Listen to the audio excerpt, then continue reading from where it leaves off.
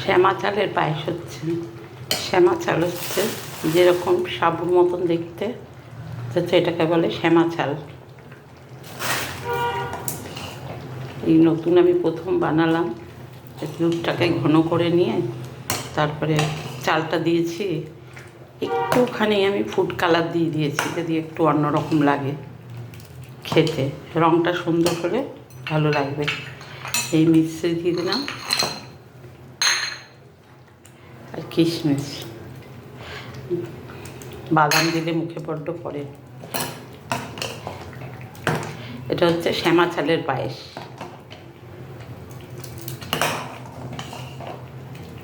এটা হয়ে গেছে, বেশিক্ষণ টাইম লাগে না, একটু ভিজিয়ে রেখেছিলাম, তাড়াতাড়ি হয়ে গেল। শ্যামা চালের পায়েস রেডি।